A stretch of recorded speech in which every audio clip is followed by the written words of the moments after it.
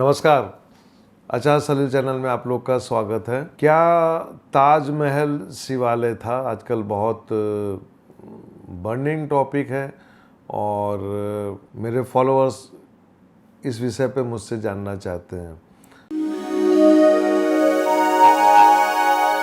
आपको ध्यान होगा कि मैंने कुछ दिनों पहले एक वीडियो निकाला था और मैंने कहा था कि अयोध्या की समस्या तो अब सॉल्व हो गई है और बनारस भी लगभग आगे बढ़ रहा है। और इसके बाद जो है आपको ध्यान होगा मैंने कहा था कि मथुरा का नंबर आएगा। और आपको ध्यान होगा कि मैंने ये भी कहा था यूपी की कुंडली में कि यूपी में आगे चल के अयोध्या में एक इंटरनेशनल एयरपोर्ट बनेगा और अयोध्या जो है वो एक बिजनेस स्पॉट बनेगा और इससे यूपी की इकोनॉमी जो होगी स्ट्रांग होगी और लगभग उसी डायरेक्शन में यूपी जा रहा है और उसी डायरेक्शन में आगे चल के मथुरा जाएगा।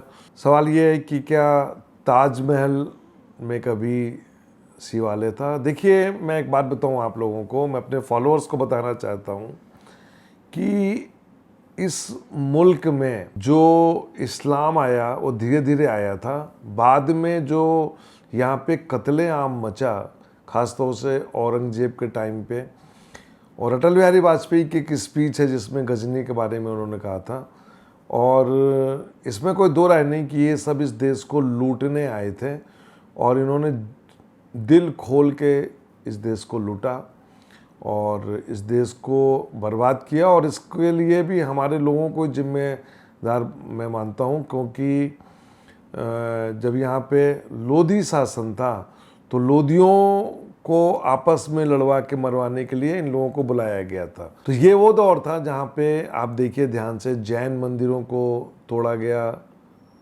अयोध्या में भी मंदिर तोड़ा गया और बहुत से मंदिर तोड़े गए जिनकी संख्या 20,000 से ज़्यादा है।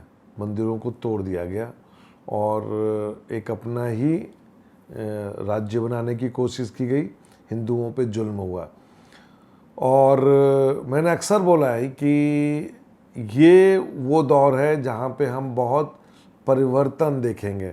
और आपको ध्यान होगा कि मैंने मोदी जी के द्वितीय प्रधानमंत्री पद का जो शपथ ग्रहण था उसमें मैंने कहा था कि ये सरकार जो है ना कुछ मूल ढांचे में परिवर्तन करेगी, क्योंकि ये ऐसी सरकार है जो इस देश में पिछले 600-700 सालों में जो कुछ हुआ उसको वो कम समय में दूर करेगी, इसमें कोई दो राय नहीं।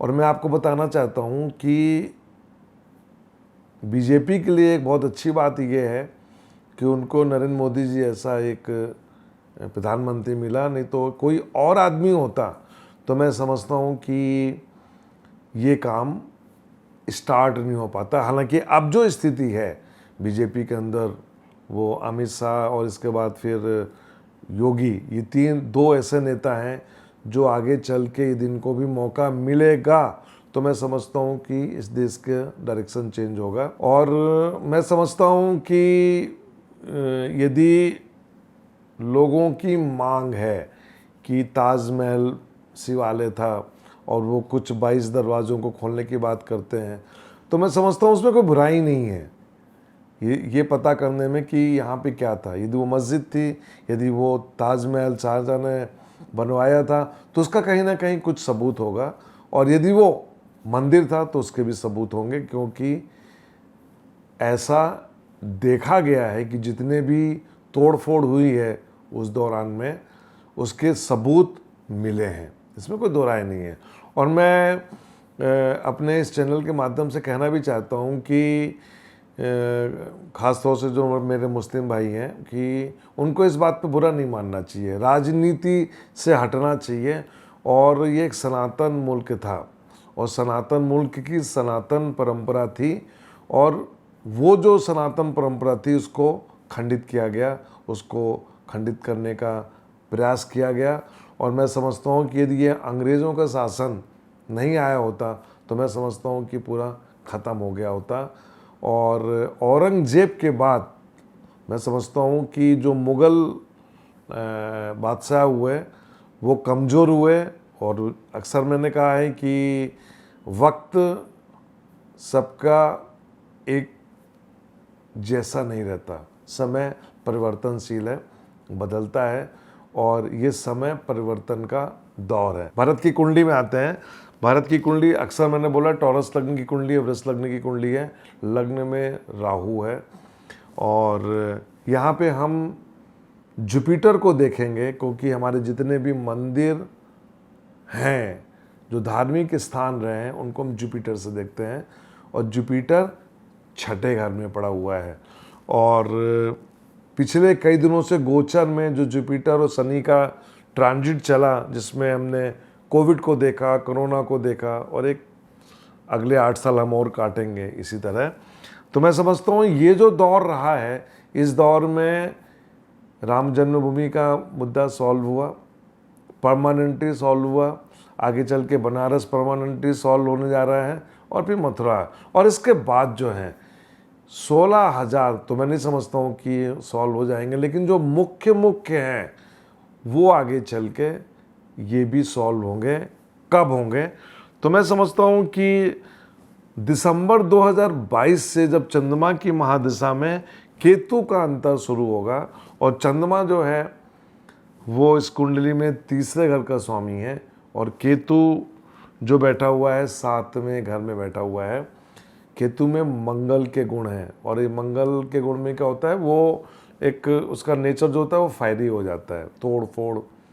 और तो मैंने आपको अक्सर बोला है सिविल वॉर और ये सब समस्याएं का दौर रहेगा, लेकिन इन सब समस्याओं के दौर के बीच में हम आगे चल के बहुत से जो हिंदुओं के, जो सनातनियों के जो धार्मिक स्थान थे, उसमें हम देखेंगे कि आगे चल के काफ़ी परिवर्तन का दौर आएगा। इस दौर की प्रतीक्षा मैं समझता हूँ कि 700 सालों से की गई। इसमें पता नहीं कितने लोग कुर्बान हुए। मैं भी बहुत से लोगों को जानता हूँ कि जो राम जन्मभूमि में शहीद हो गए, जो बहुत सी घटनाओं में मरे। तो मैं समझता हूँ कि आगे आने वाले वंशजों को पता लगेगा, पीढ़ियों को पता लगेगा कि इस देश की क्या परंपरा थी, वो उसको देखेंगे। मंदिर जो है, मैं मस्जिदों के खिलाफ नहीं हूँ, लेकिन जो भी मंदिर तोड़ के जिनको नष्ट किया गया है, मैं चाहूँगा कि वो भी अपने पुराने शेप में आए। और मैंने अक्सर बोला है, पिछले वीडियो में मैंने बताया था कि मुस्लिम्स यदि वापस लौटते हैं तो उसके लिए एक माहौल बनाना ज़रूरी है, क्योंकि हैं तो पुराने हिंदू, और किस कारण से उन्होंने इस्लाम कबूल किया था उसका मैंने कई बार जिक्र किया है। तलवार की नोक से उन्होंने कबूल किया था। तो यदि वो वापस आते हैं तो मैं समझता हूँ उनका स्वागत होना चाहिए, एक संबंध, एक अच्छे संबंध का दौर शुरू होना चाहिए, और वो आगे चल के मुझे लगता है कि वो वक्त आएगा, लेकिन उसमें काफ़ी टाइम लगेगा, अभी 20 से 25 साल लगेंगे। लेकिन ये दौर जो चल रहा है वो एक अच्छा दौर है, और उसी में ये आगरा का मुद्दा आया कि आगरा का ताजमहल, ये देखना है, ये तो वक्त बताएगा कि क्या वो सही में शिवालय था या क्या था, ये तो वक्त बताएगा। लेकिन मैं समझता हूँ कि यदि ये मांग उठी है तो उसके पीछे कहीं ना कहीं कोई कारण रहा होगा, कहीं ना कहीं कोई सबूत रहे होंगे, ये वक्त बताएगा। मैं भी उसका इंतज़ार कर रहा हूँ कि देखते हैं आगे क्या होता है। नमस्कार।